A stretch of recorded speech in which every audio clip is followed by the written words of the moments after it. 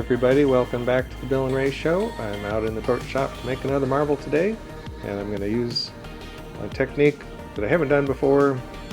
It's not a big technique, but let's see what happens.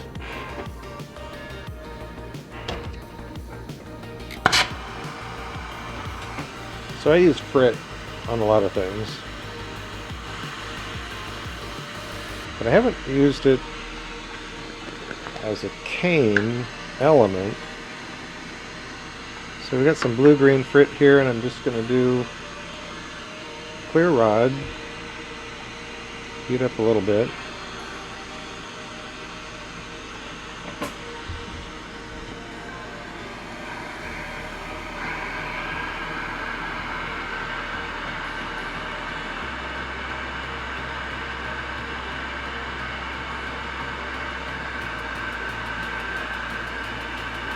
So I need a little section of this to apply in the middle of the marble that I'm going to make.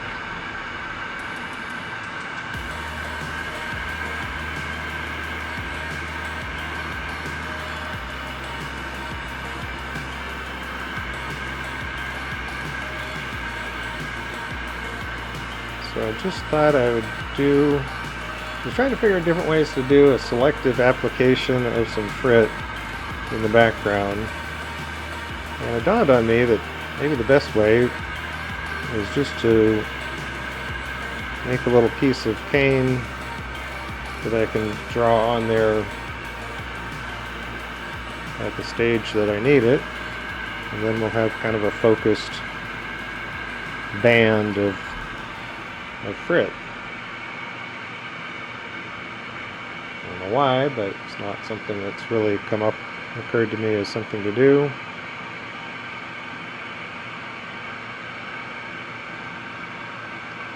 So get a little bit of this melted in.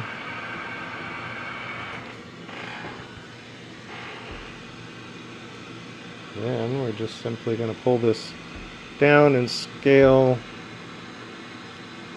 a little bit. It's not like a stringer, it's just kind of a band of this color that I want. So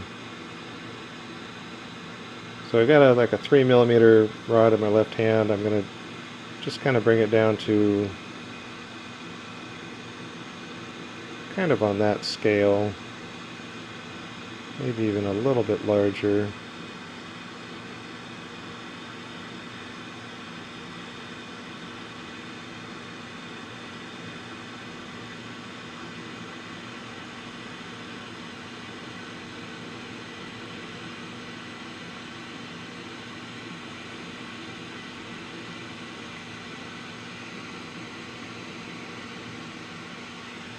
I think what I'll do is I'll leave it attached to this 3mm side.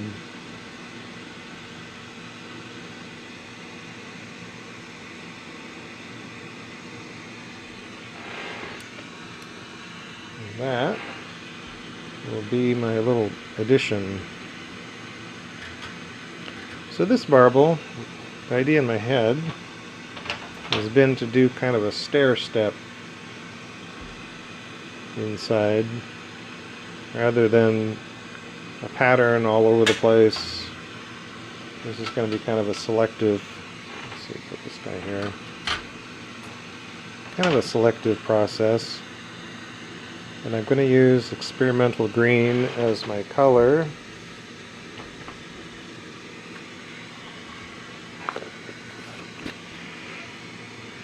But before I get to adding the color, I have to have something to put the color onto. So I've got to build up my cone-shaped end to begin with. So that'll take a minute.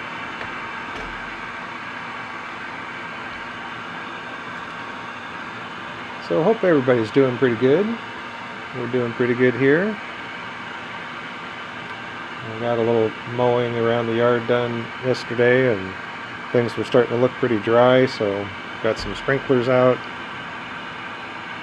Started doing a little bit of watering. And I knew in the forecast we had chance of some thunderstorms, and trace of moisture. Well, later in the day, we got thunderstorms. It started raining a little bit, and then through the night, we got some torrential rain. Woke up this morning, it was still kind of misty out. And we got quite a bit of water. So, we don't need any sprinklers running today. And we have a big open field. My sister lives right next door, although it's hundreds of feet away. And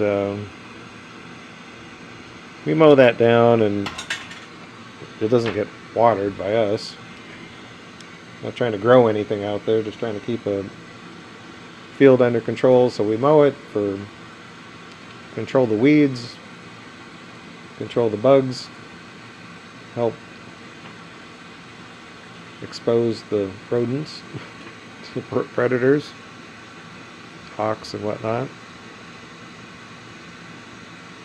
And fire control, just basically if we had this whole field grown up, gets dry late in the summer, it's a huge fire hazard. So we mow that down, and I get to a point in the season where I think, oh good, got that field cut down, now it can just kind of be dormant for the rest of the season. But then we get a big huge rain like we did last night. Oh, now it's going to be growing up again, which is fine.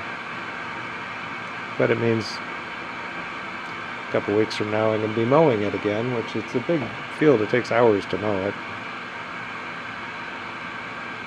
Because I just have a basic riding lawnmower, nothing fancy. But I don't mind too much getting out there in the mower and bouncing around.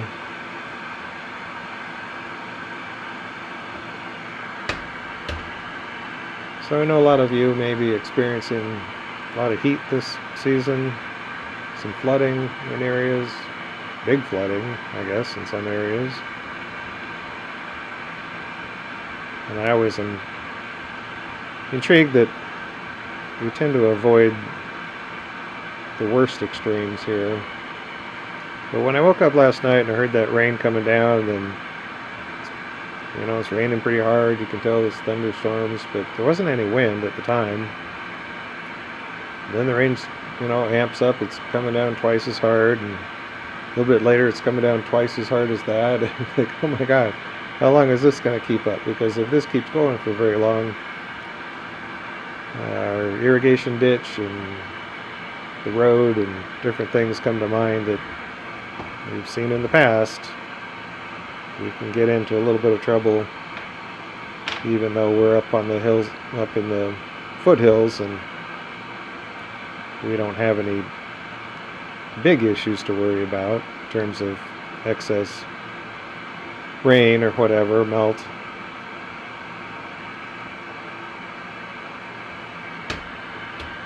But it is a little concerning when the wind blows too hard, or the rain comes down too hard, or something crazy's going on.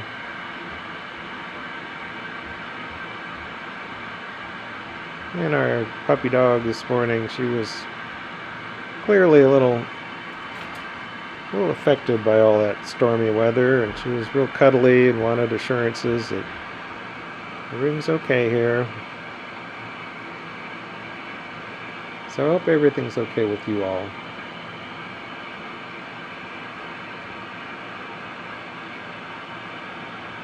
Life always throws stuff at you, and you got to deal with it.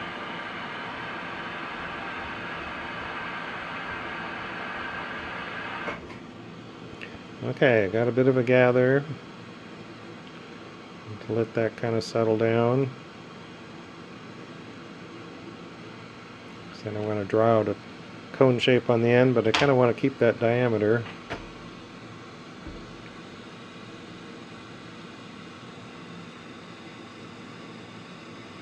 So we just want to heat up mostly just the end, and literally let it kind of pull out on its own to some extent with the gravity.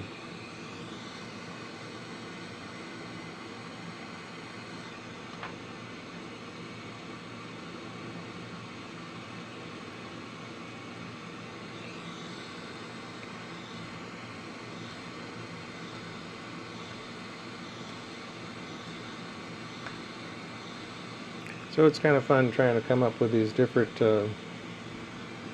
design concepts in this series. I tend to do my best thinking having a little bit of time in the bathtub. Got a jetted tub in the house, and seems to be between the bathroom fan and the jets going, get all that white noise, or technically it's pink noise if you understand the difference. But that just kind of drowns out the world. No interruptions, no phone calls.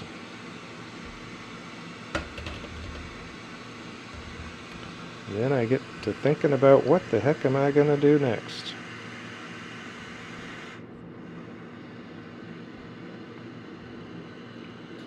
And so what I came up this time, I'm going to try and just do kind of a spiral, one-shot spiral with this experimental green color.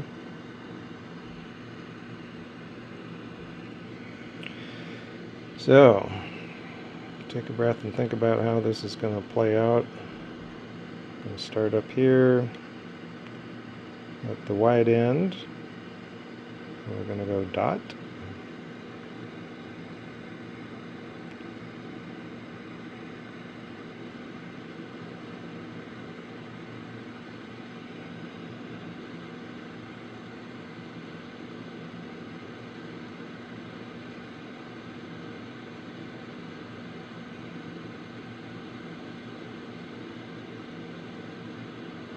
Dot, dot, dot.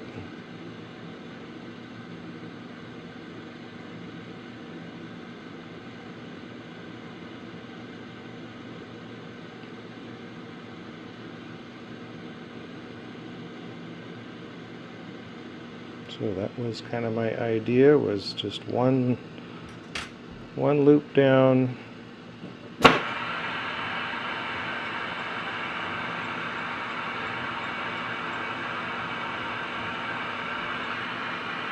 Heat these in.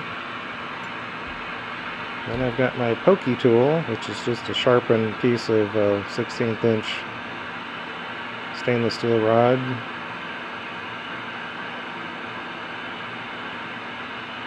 But this involves a lot of little pokey steps.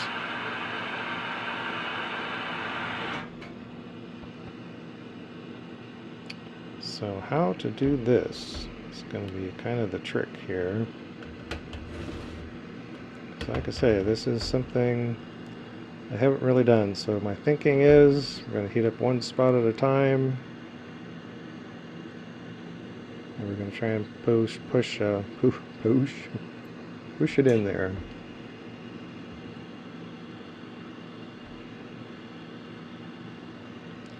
And try and think about going like kind of straight in. The issue with this is not going to be consistent as to how deep this goes necessarily, so I'm just going to have to try and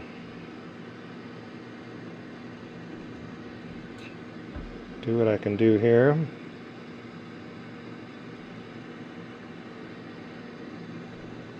So I'm cooling off this pokey tool each step.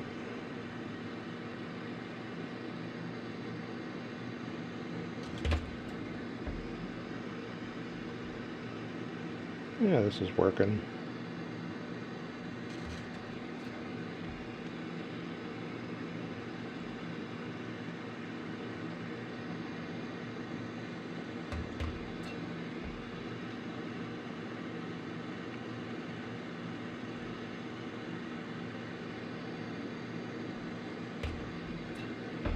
I'm probably pushing up on this. I don't know, my trajectory is really quite accurate going like straight in from the perspective of the finished piece.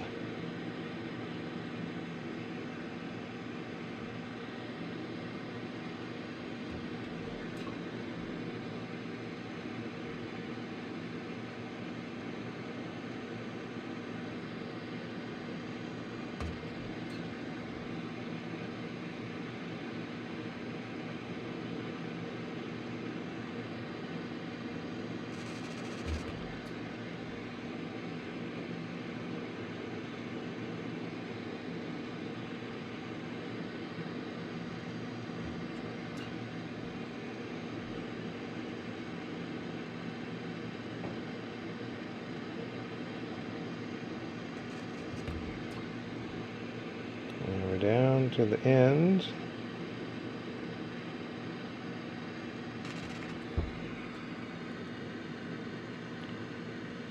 So I don't know if these are really going to be sticking in there quite as much as I want them to. It's kind of hard to figure out how deep this is going to go.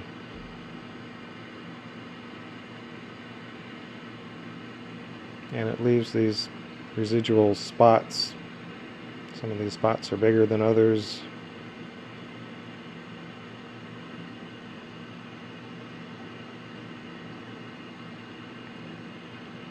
So like many designs in this type of a marble, these early steps, early phases,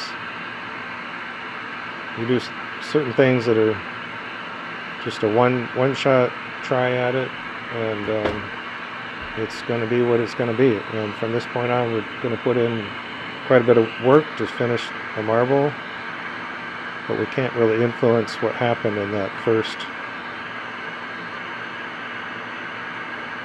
application of technique or color, whatever it is. It's kind of a done deal. Hopefully we like the results. So now, this backing color with the frit, I thought, well, how can I kind of make this look a little more interesting, perhaps a little bit more dimension. We need to throw down some frit just behind these points.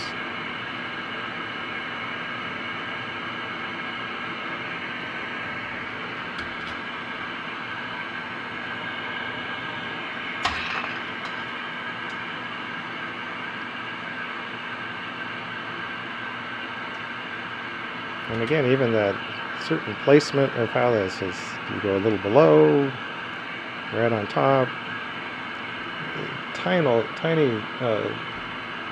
differences like that are going to affect the outcome. And like many times, I really want this to melt in on its own. Without pushing it with the graphite paddle or anything. But once this has kind of come together, I do still need to gently get this back on course.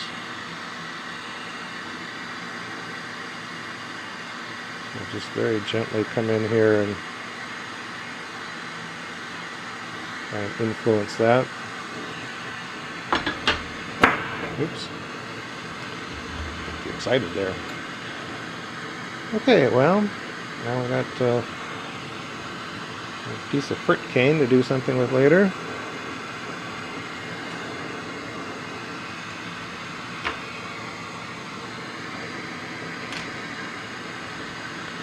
So then I thought, well, now you got all these empty spaces. What are we going to do about that? And I thought, well, let's just put in a bunch of gold fumed spots.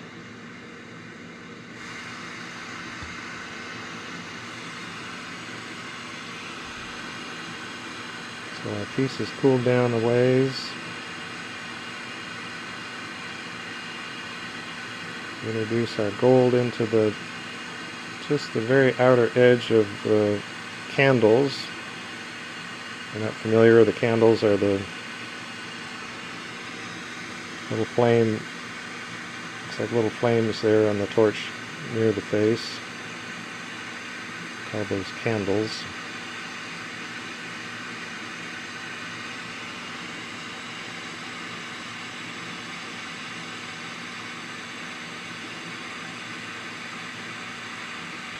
For some reason, I think of Julia Child doing some of this stuff. It's like you need lots and lots of butter. In this case, I want lots of gold.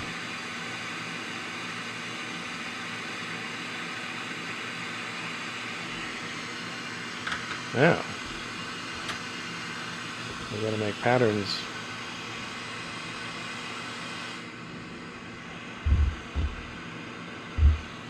You could do stripes, all sorts of different things at this point. I am going to do little dots. Oops. Added an extra little dot. This is where it helps to not have such deep shades on your glasses.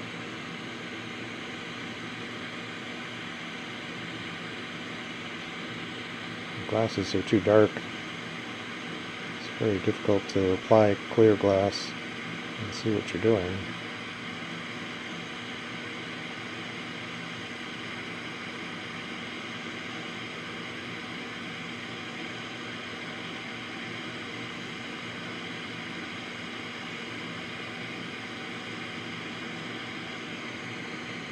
Now we don't want to interfere with the bands where the frit is.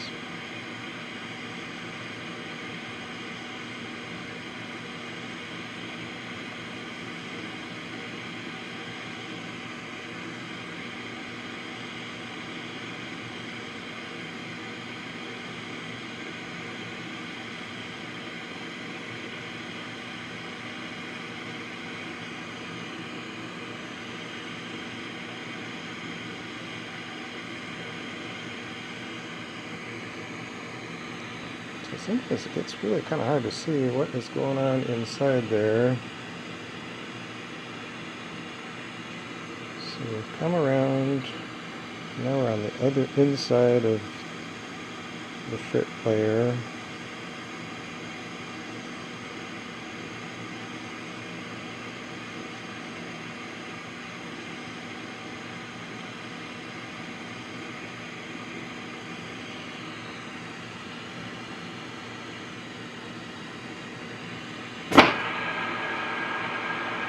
Sometimes add a little heat, maybe I can see better where I'm at. Yeah, I'm going off track a little bit.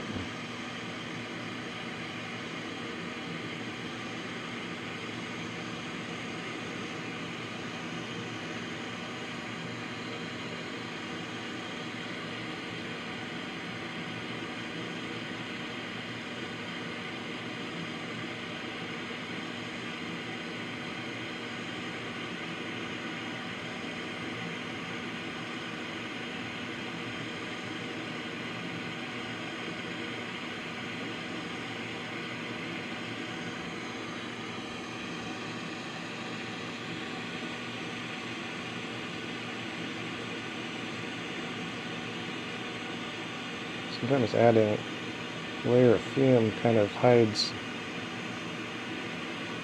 what's going on in the background. With what actually is the foreground after it's finished, but when you're building up from the inside out, you're working on kind of these background layers.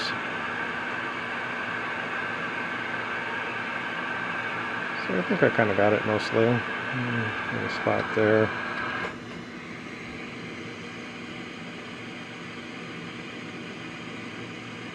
Yeah.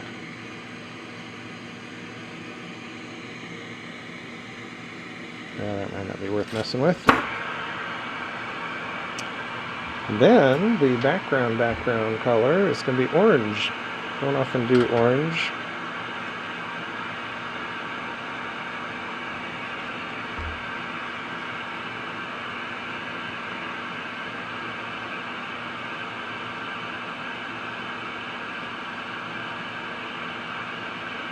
And of course, as usual, trying to burn out the gold fume where it's not buried underneath the clear dots.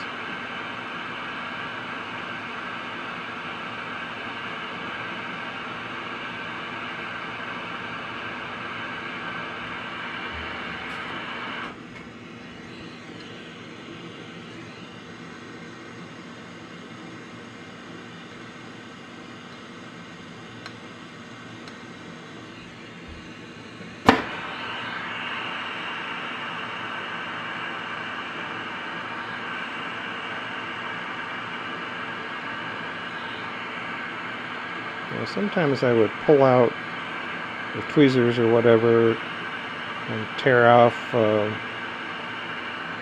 very end termination, but I'm kind of reluctant to do that with this particular one, and And actually the effect is like a stair step down to the bottom.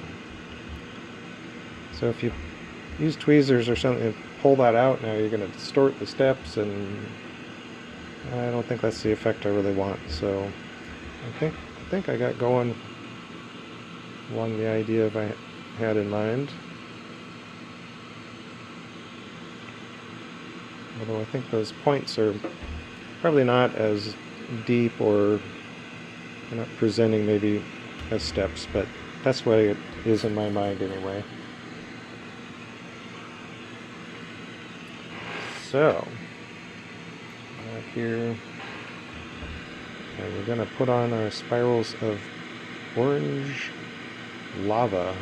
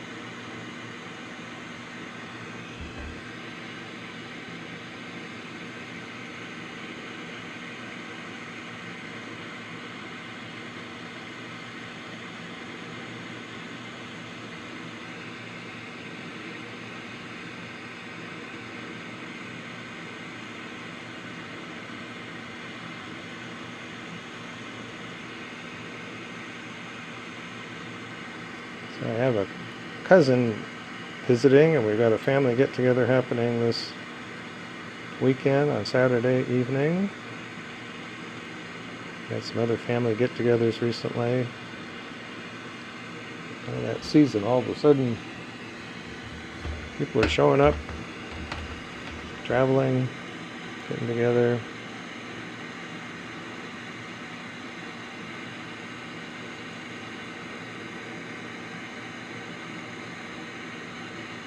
And this area is just, this time of year is just so beautiful.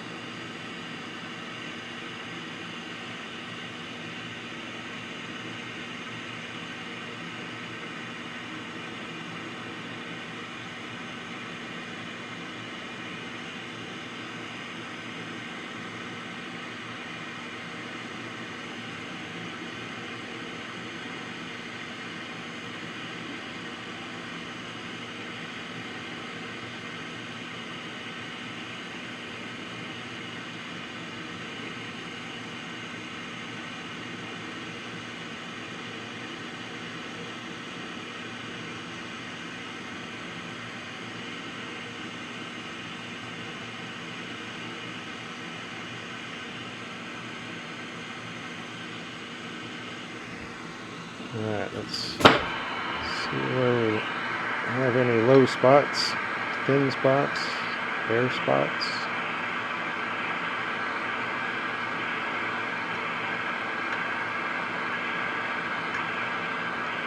Using a pretty good amount of pressure to kind of squeeze that glass to move it around.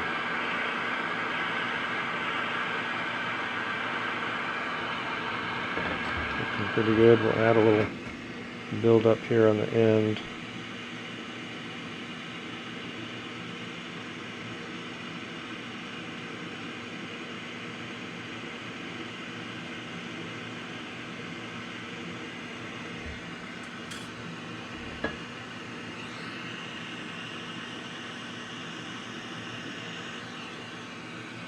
kind of our bottom of the well.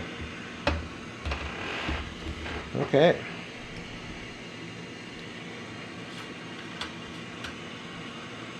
And for me, that's kind of the stressful part of it, is getting through that phase.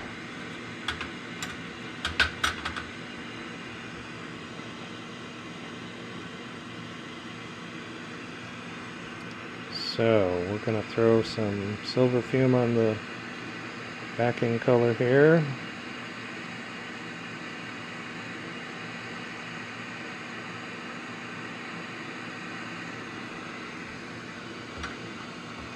And start building out the back end.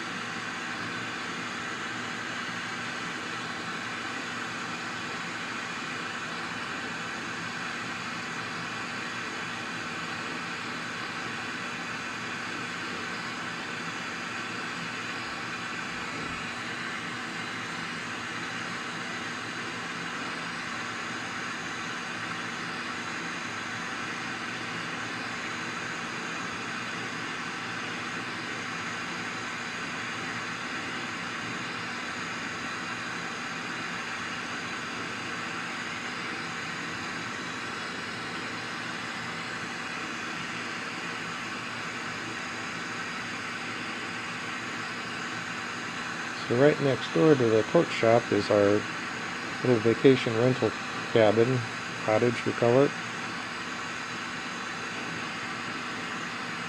And today is cleanup day. We had some guests that moved out yesterday, so we got started on it yesterday, and that's part of why I was mowing the yard and working on the hot tub. That's my regular day job, is groundskeeper for Sage Cottage, Vacation Cottage.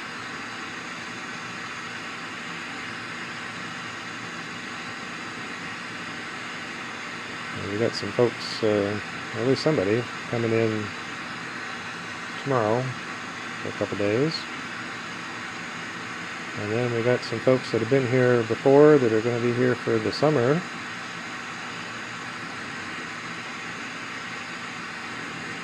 We get people booking, especially in the summer season, booking a year ahead.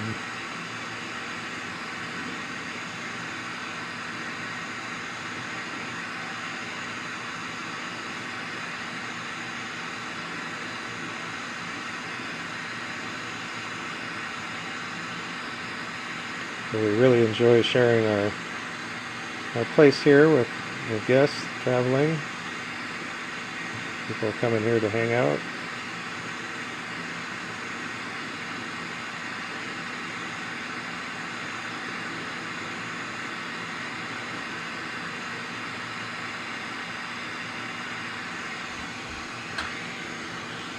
It's always good to have that reminder of where we live and what we do, and be able to give people a little taste of what our life is like by visiting us here.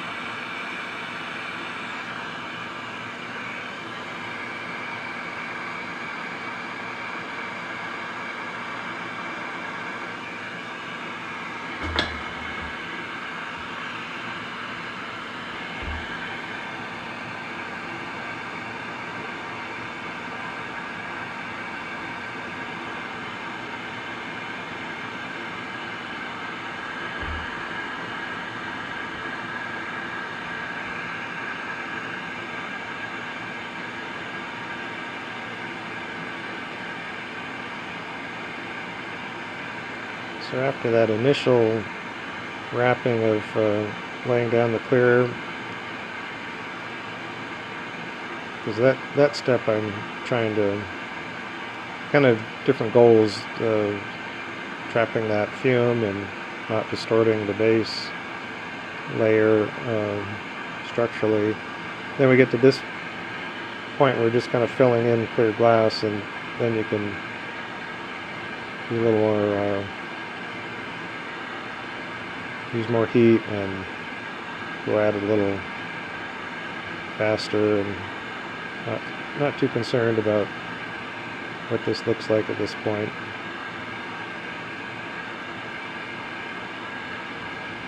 Just trying to lay down glass in the areas that needs it.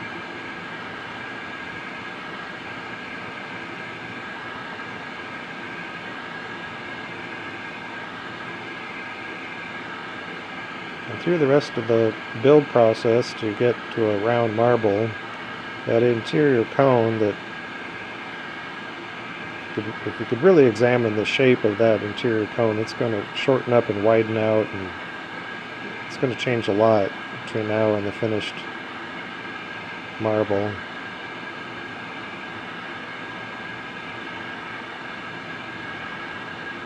And much of that transformation is just kind of part of the process. It's not that I'm really intending to change the shape and size, but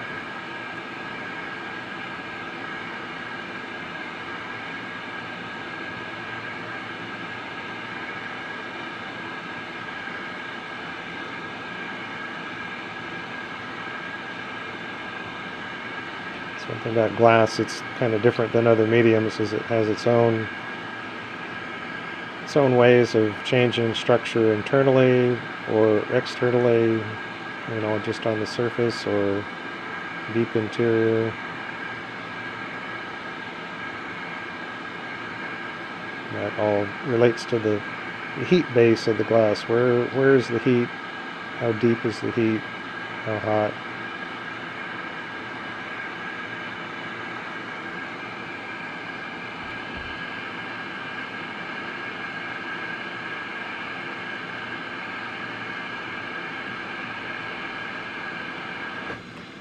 A little hot when you get the rod down to the end. It's too close to the fire to have that big huge burner running.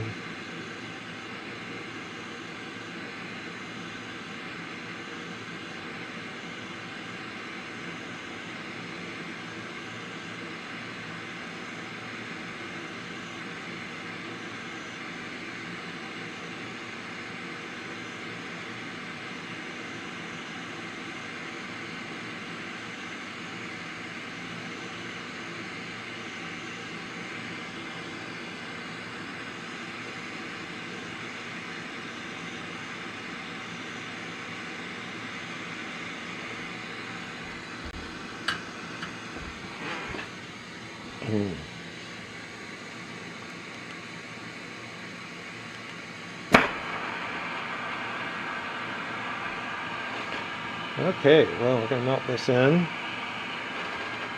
Take a sip of our water from our cup of the day.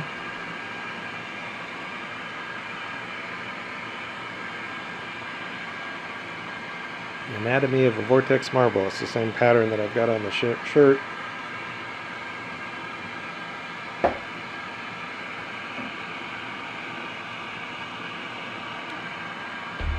Some of our good well water. We have really good well water here.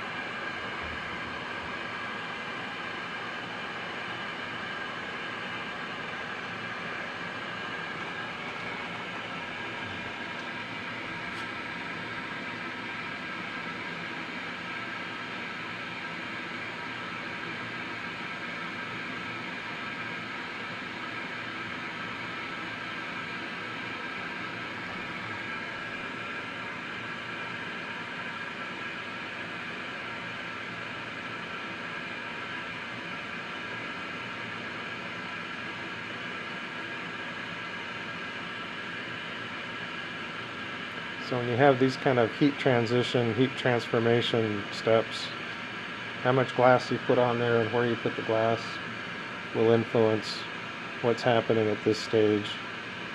And there's quite a lot of transformation happening in the overall structure and the interior.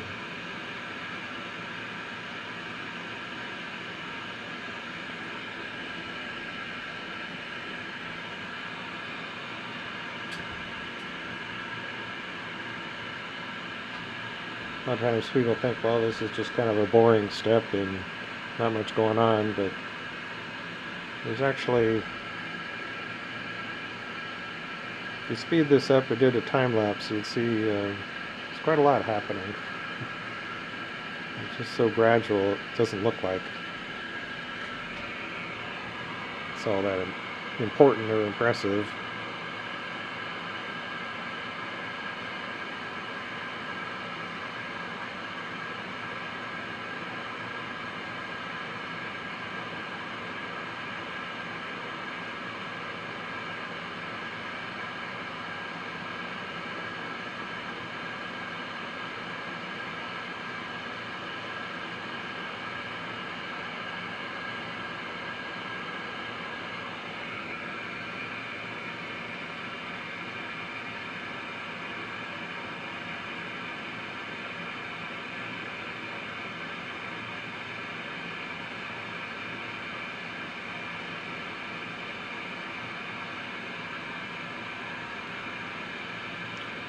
So much of what's going on here right now is just some heat and gravity holding it a little bit of an angle upwards. It's kind of falling back onto the big clear rod that I'm hanging onto, which you'd think of as the feedstock.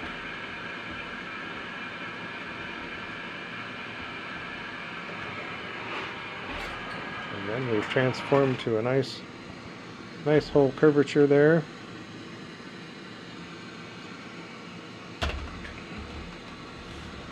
And before we do our backside color and pattern, we need this to get stable. We really don't want it getting wonky.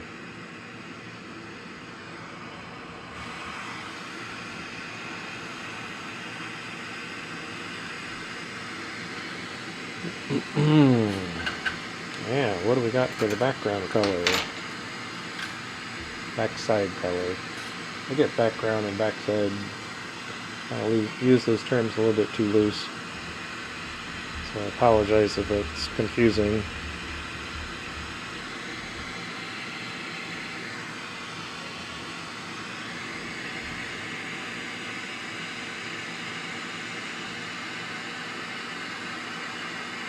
So I'll do some just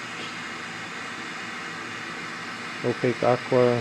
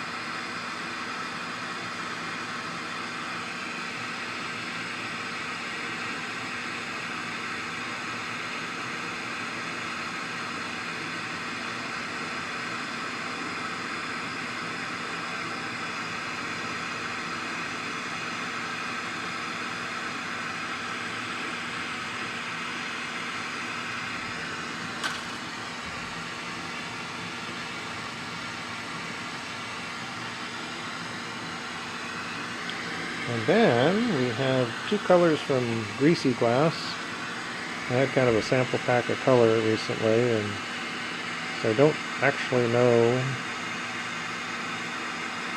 for sure what the name of those colors are, or even if they're regular production colors that he does, but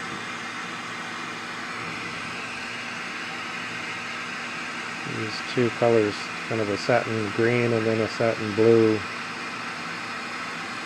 A real nice working glass. In this particular application in line work like this, the color's not too strong or intense, but it has some really nice, kind of more subtle color effects.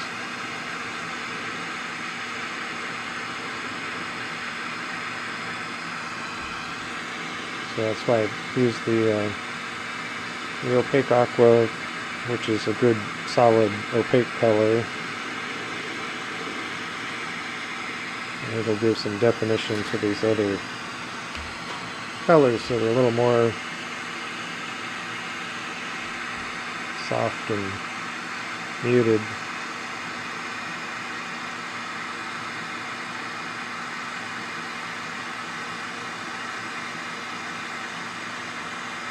So I'm trying to put these colors down fairly thick, see if we can get some more substance out of it.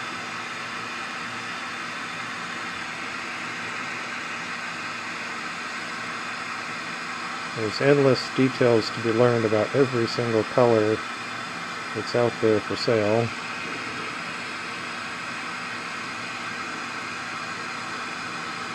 Some are more basic, what you see is what you get, more dependable in that sense. But much of the interesting colors, they have effects that vary, color that varies, or the intensity varies. So I think this is going to be kind of a neat combination.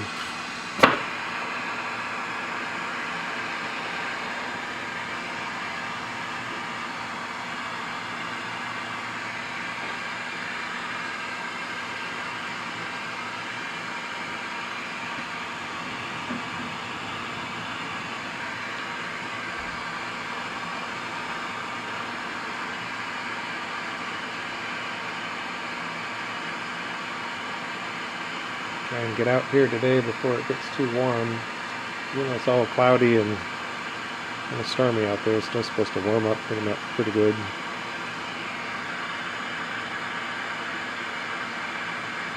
We don't get, right where we're at in the foothills, we don't get the temperatures as high generally as it might be down in the valley, or someplace just a couple miles from here will be quite different temperatures.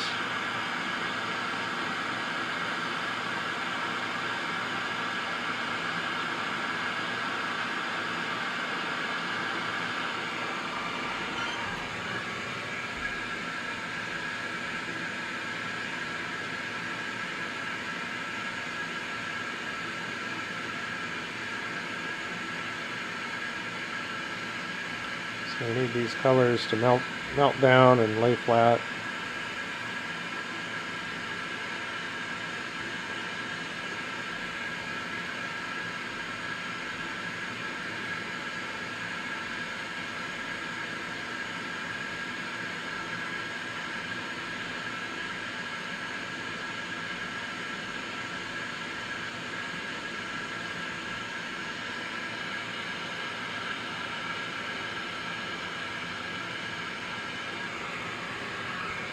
Yeah, we got everything pretty toasty, so we gotta let it settle down for a minute.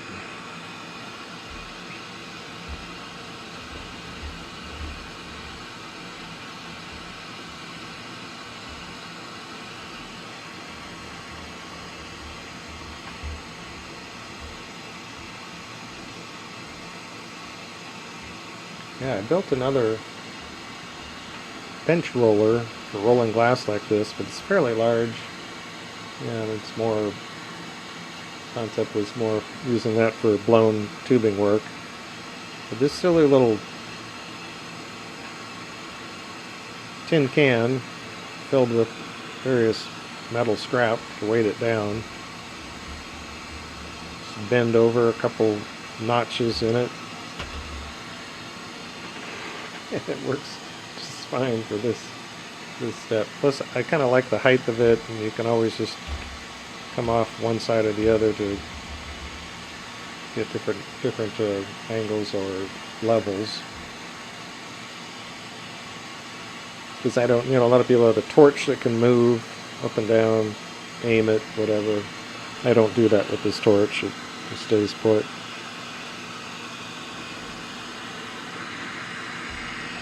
Okay, swirly time.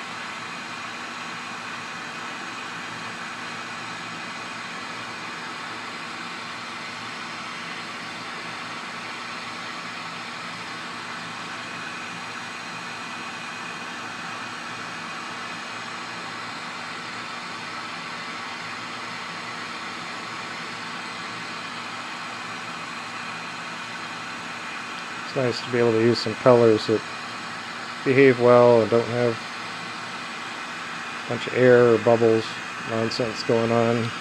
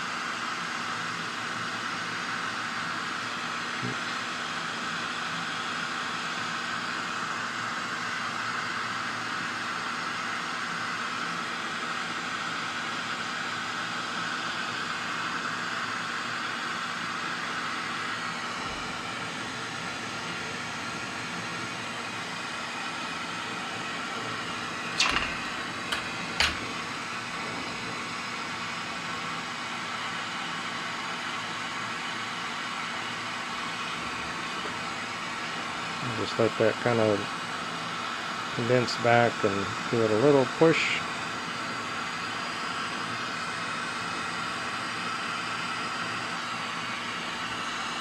And we'll come in and angle this very end. Press it back in a little. So you can see it went a little bit off center, but not too bad.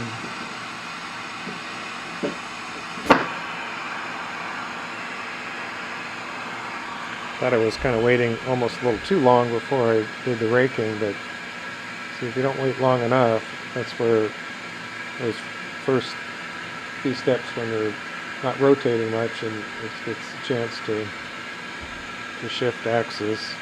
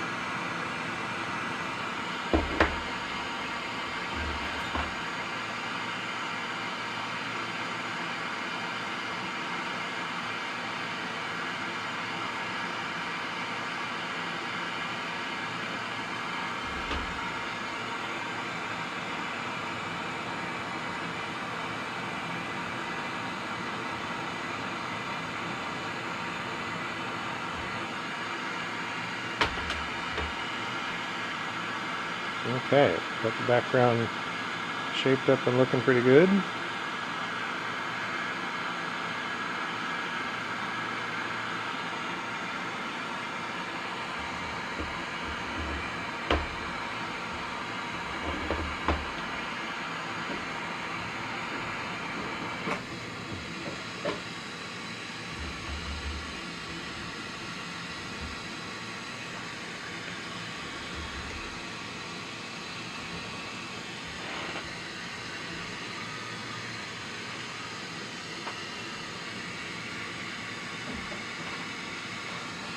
One thing about running around on a mower last couple of days, my back hurts.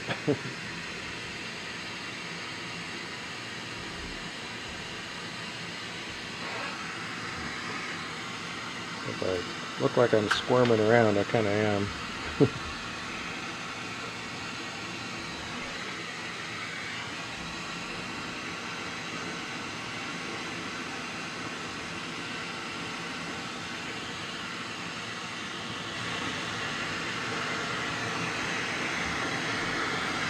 I adjust the torch before you make this punky attachment because you're not going to be able to adjust it very easily with both hands busy.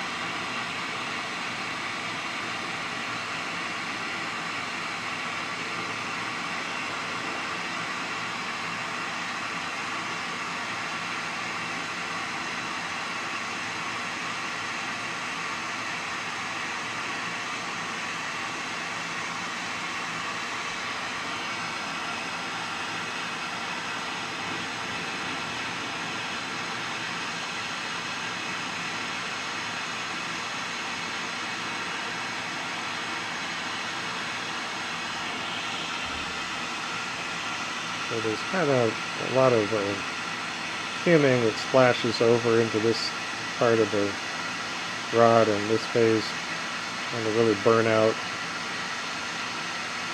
the surface fuming.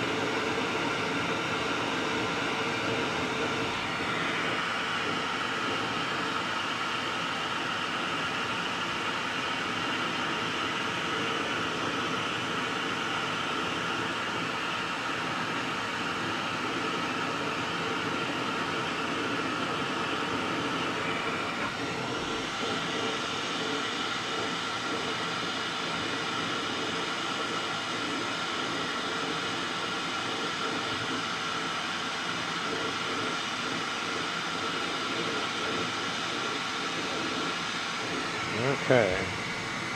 Call it good there.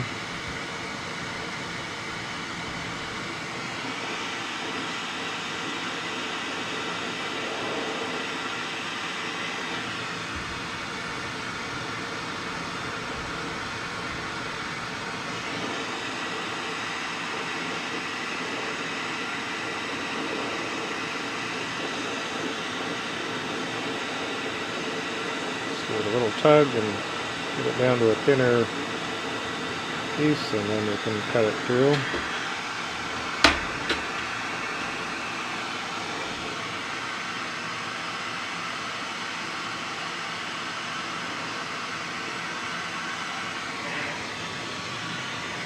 Okay.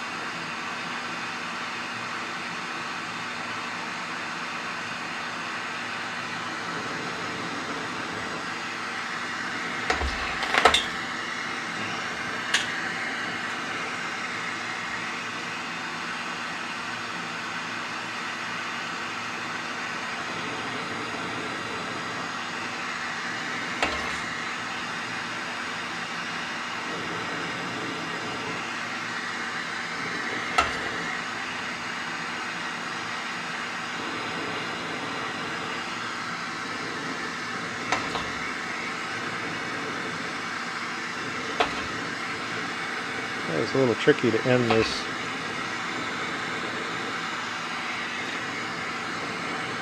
I'm trying to avoid boiling the glass.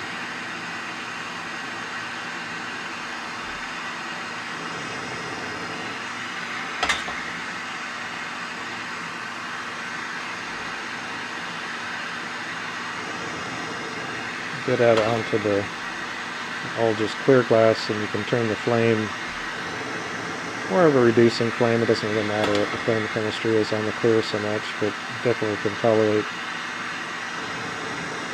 a bit more fuel-rich flame.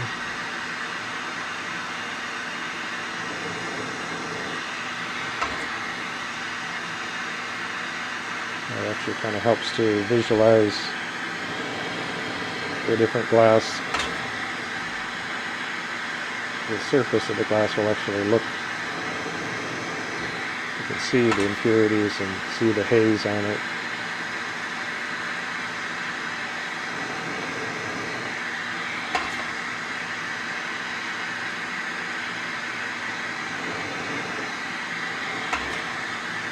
And there's always certain kind of effects that happen when you condense from the size rod that I was using to this big diameter. You get different optical anomalies kind of baked into that process that I'd like to eliminate, but some of that just kind of comes with the territory.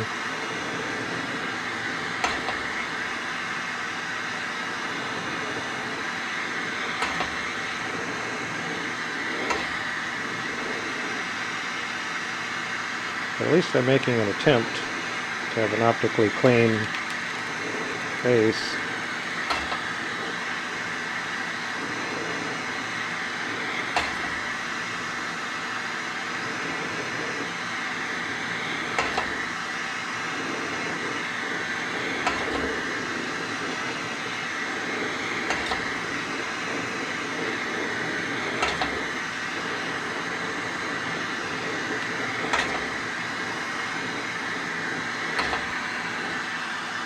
Okay.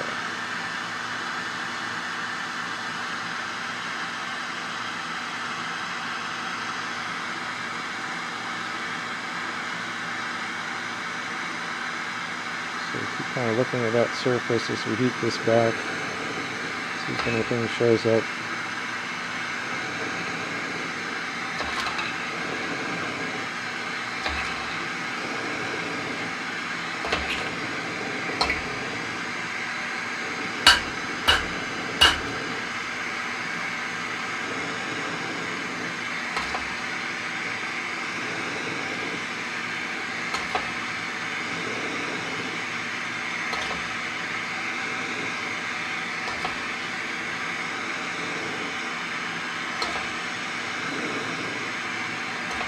Some of this can seem a little bit endless and pointless, but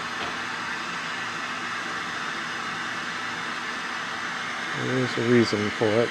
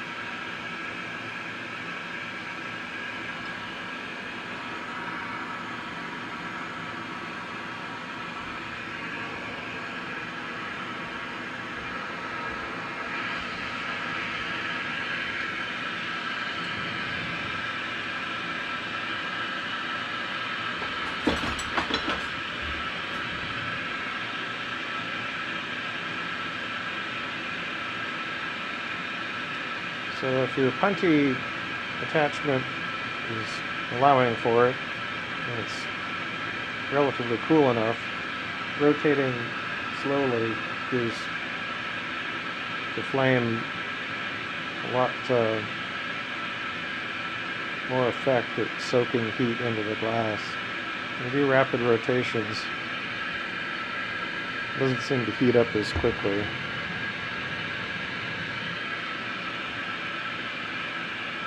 And I noticed that years ago on some production sort of things that I did, that it seemed like if I would slow down, paradoxically, I'd get more production done. Because if you're spinning really fast all the time, it actually will take you longer to get the heat in.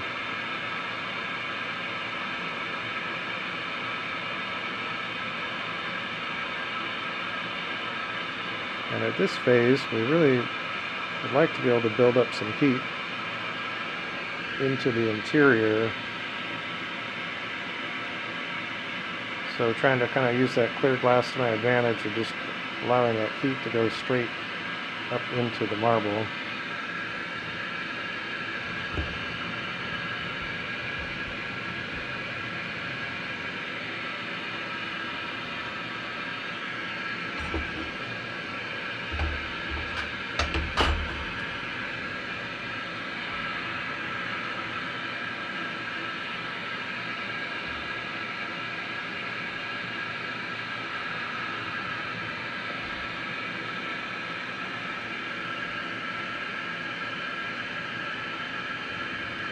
Now that punty is loosening up a little bit. The heat's soaked all the way back.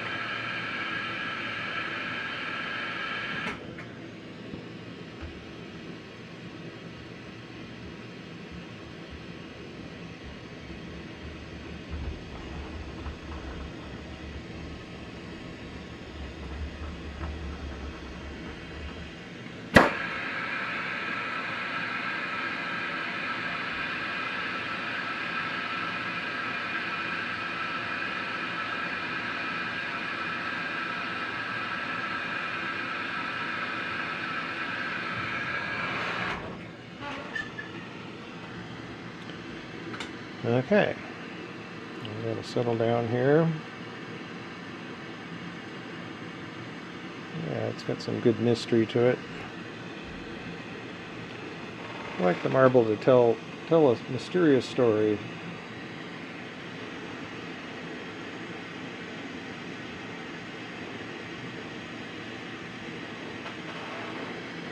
Sometimes it gets too mysterious and you can't see into it. You can't reveal what is the mystery in there.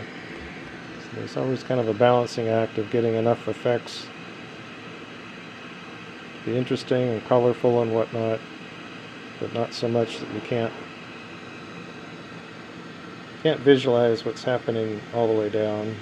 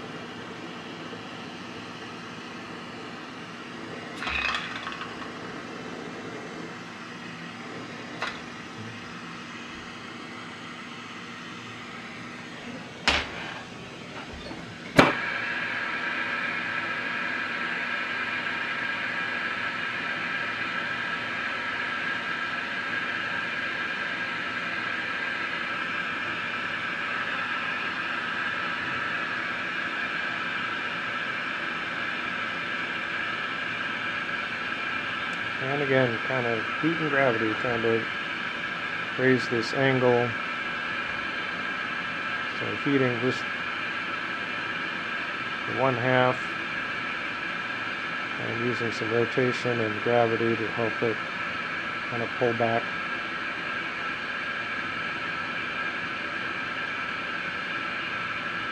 And then this is also a phase where I'll use some rapid rotation if I can, if everything seems to be on center pretty well.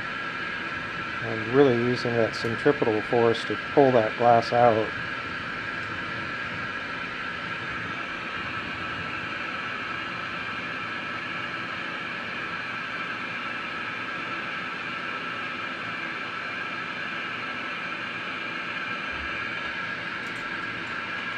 You can also angle to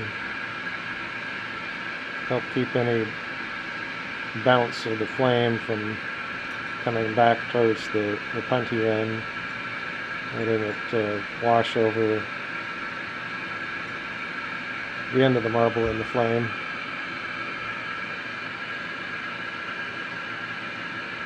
To run fast, you got to be on center. As soon as it goes wonky, you can't keep spinning fast. Okay, come into the marble mold kind of level.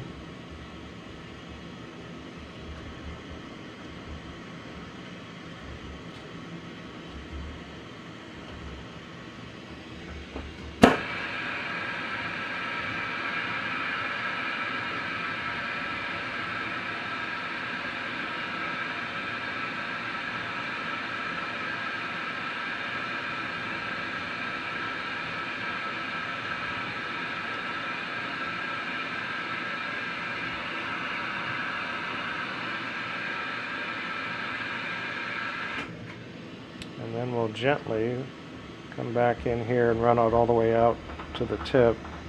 Oops. Well, and then sometimes the unexpected happens. So somewhere we gave a little too much of a jar to the punty.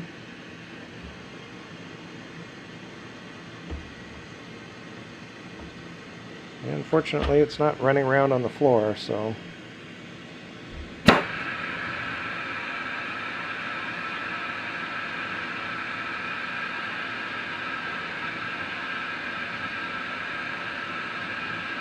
whenever possible, don't panic. It's not ideal to have that happen, but hey, it's not the end of the world.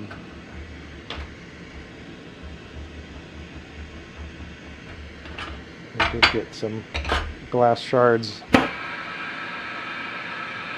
in the cup there.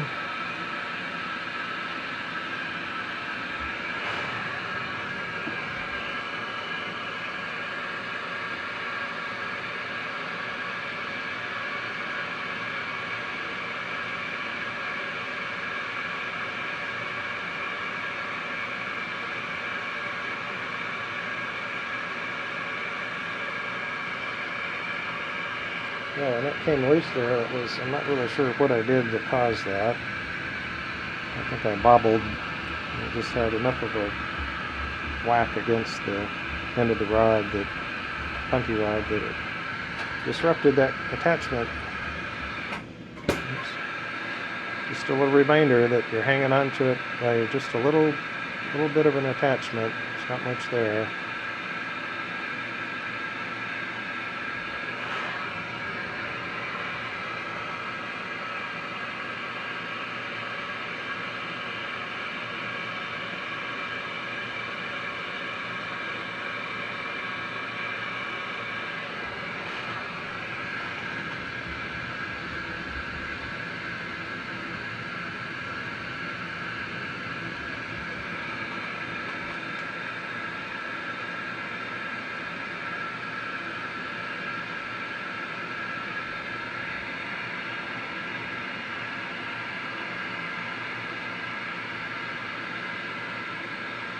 Well, that's another part of the adventure that I'm hoping to share with people, is doing this as just a straight one take, minimum editing, just trying to, keep it real. This is what happens.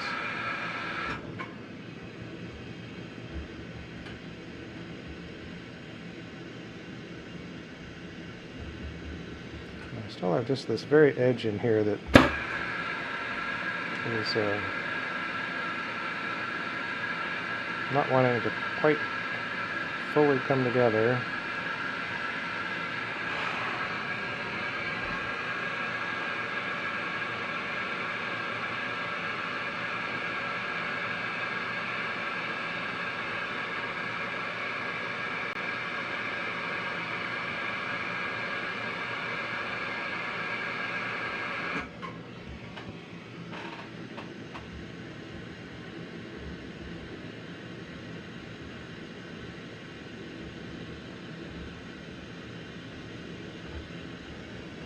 It's pretty close.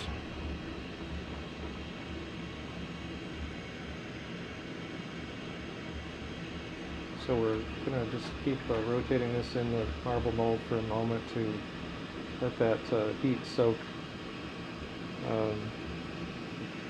Graphite is good at pulling heat out of the glass. And of course, the marble mold itself at this point is really hot, but that's okay. So then we're going to do a heat, again trying to do like slow rotations, slow and steady.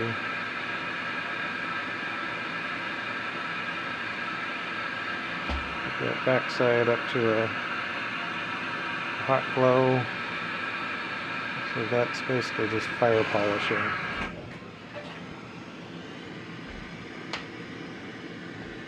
Now, if that attachment wasn't a bugger, this next attachment is even more fragile.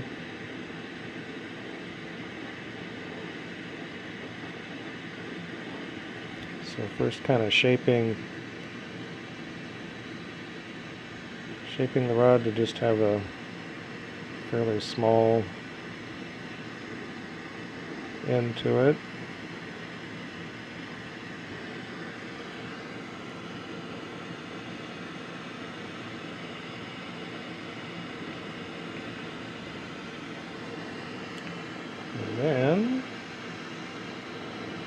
find our mark.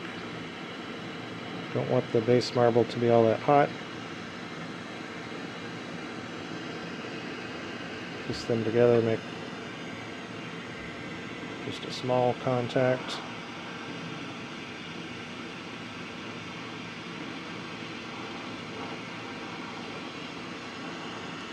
So now we just want to cut that off, leave a mess there, because now we need to clean that up.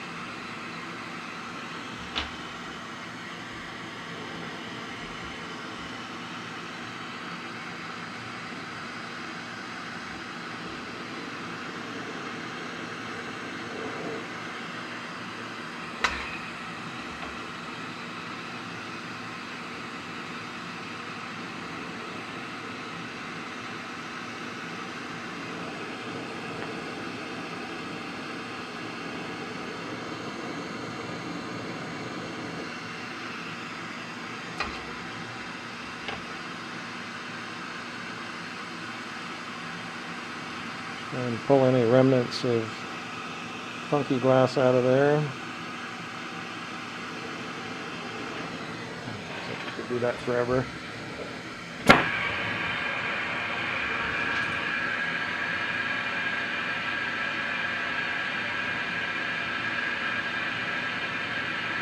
So at this phase, perfect roundness is kind of secondary to a smooth surface.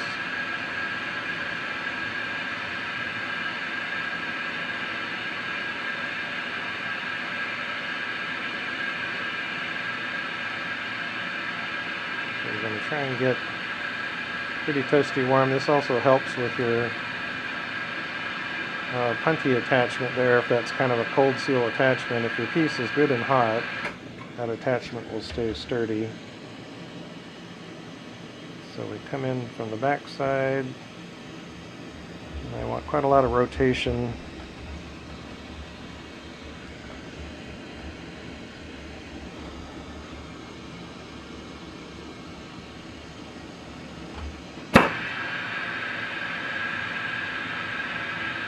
So that kind of gives the rough form. I think that ran pretty well. So at this point we're just going to do a couple of heat cycles. We're really focusing heat on that very end. Keep our rotations going out of the flame. Very important to keep your rotations going.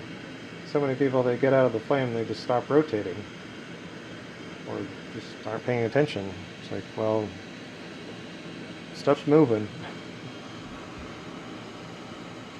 That's actually the most critical phase of getting things round, is to keep moving outside of the flame.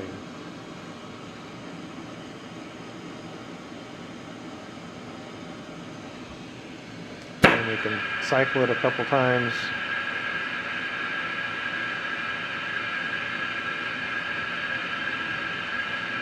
So you kind of think of this as flame polishing as well. That very surface is going to heat up first and start moving, but like I say, it's still moving. You get out of the fire, the glass is still hot enough to move, so you keep rotating.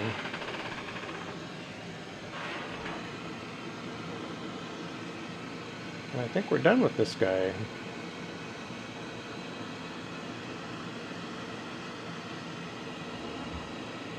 Accomplished what I was hoping to accomplish. I'm not sure the effect is quite the clean effect that I hoped for, or with as much depth as I thought I might be able to do.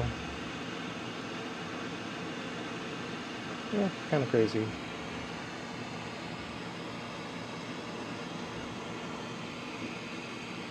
So before we knock this loose, and let this cool off a ways. I think there's one thing last time I tried knocking it loose a little too soon.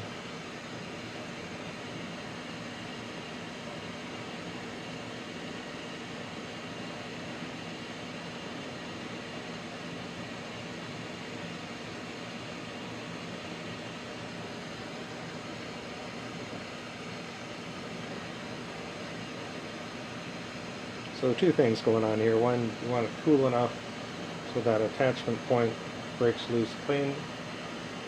And you also want it cool enough so that when I set it down in the marble mold, you don't make marks in it.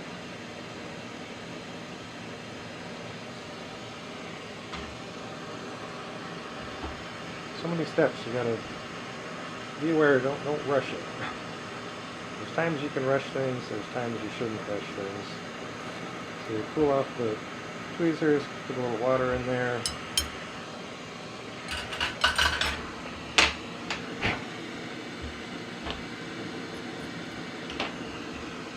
And we'll just flame polish that little spot.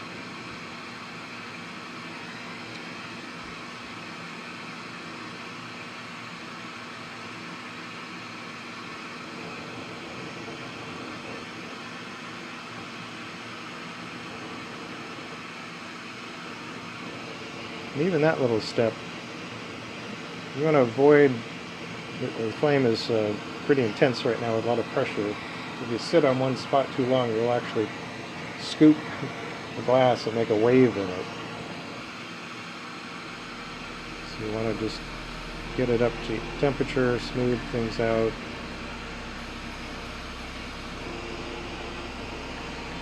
Careful, because your flame will actually dig into it.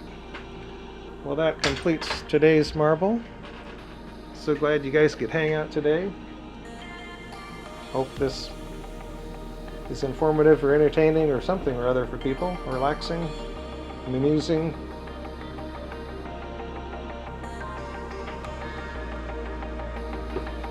End of the kiln.